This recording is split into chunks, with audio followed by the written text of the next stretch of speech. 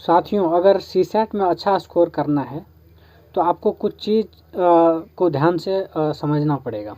देखिए, मेरे हमेशा सीसैट में 100+ रहता है बिना कंप्रहेंशन का। तो देखिए, मैथ्स और रीजनिंग में मैं ज़्यादातर अटेम्प्ट करता हूँ। बाकी अगर लगता है जिस टाइम मैथ्स और रीजनिंग में टफ आया तो थोड़ा बहुत कंप्रहेंशन में हाथ लगा देता हूँ। लेकिन यहाँ पर क्या है कि मैथ्स और रीजनिंग का खासियत ये है कि उसमें क्वेश्चन में ही कुछ कुछ हिंट रहता है, और वो चीज़ क्वेश्चन के हिंट से ही आप उसका सॉल्यूशन भी फाइंड आउट कर सकते हैं। तो इसके लिए आपको क्या करना है, जो भी क्वेश्चन है, ज़्यादातर क्वेश्चन लॉजिकल होते हैं, तो उस क्वेश्चन को करने के लिए आपको क्या करना पड़ेगा, स्टार्टिंग के कुछ टर्म्स से जो है ना आपको प्रैक्टिकली उस पर कर लेना है, ठीक है। और प्रैक्टिकली वैल्यू पुट कर, अलग अलग वैल्यू पुट करेंगे तो एक कुछ टाइम के बाद जो है ना आपको आंसर दिखना शुरू हो जाएगा। मतलब कुछ एक्सपेरिमेंट टाइप से या इस टाइप से एक्सपेरिमेंट करने में ज़्यादा टाइम नहीं लगता है। बस आपको मैक्सिमम 30 से 40 सेकेंड अगर टाइम इन्वेस्ट करेंगे एक क्वेश्चन में तो आपको आराम से है ना आंसर दिखना शुरू हो जाएगा। और बहुत सारे क्वेश्चन तो ऐसे होते हैं, अगर थोड़ा बहुत भी प्रैक्टिस करके जाएंगे, ठीक है, तो बहुत सारे क्वेश्चन ऐसे होंगे तो उसमें आपको बिना पेन एंड पेपर का भी सॉल्व होगा।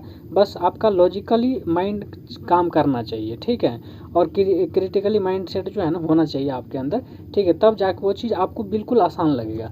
और देखिए, क्वेश्चन में सारा हिंट रहता है। मैक्सिमम मैं बता रहा हूँ 80% मैथ्स और रीजनिंग के क्वेश्चन में आपको हिंट से ही आप कर लेना है। जैसे मैंने बताया ना कि स्टार्टिंग के कुछ टर्म्स उठा के, ठीक है, या फिर डायरेक्टली और इनडायरेक्टली वो चीज़ उसमें इंडिकेट रहता है, तो स्टार्टिंग के कुछ टर्म्स लेके देख लेना है, और वो चीज़ जिस पर सुइटेबल हो रहा है ना तो वो समझ लीजिए उसके हिसाब से उसका आंसर आ जाएगा, ठीक है। तो इस हिसाब से अगर करते हैं तो ऑब्वियस सी बात है, आपको क्या कहते हैं, सीसैट में 100+ लाने से कोई नहीं रोक सकता। देखिए, 100+ टारगेट रखिए, बाकी आपको पता है 66.66 नंबर लाने, यानी 67 मान के चलिए, 67 नंबर अराउंड लाने हैं।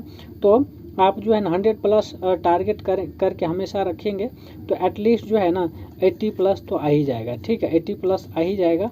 और कॉम्प्रहेंशन का भी मेरे पास लॉजिक रहता है, मैं लॉजिक से ही उसको भी करता हूँ, और उसमें भी है ना, जैसे 27 क्वेश्चन या 28 क्वेश्चन रहता है तो उसमें से लगभग 12 से 15 क्वेश्चन ऐसे होते हैं जिसमें मेरा लॉजिक काम कर जाता है, और उसमें भी 80% एक्यूरेसी रहता है, ठीक है। तो ये चीज़ काफ़ी हेल्पफुल होगा आप सबके लिए, और थैंक यू।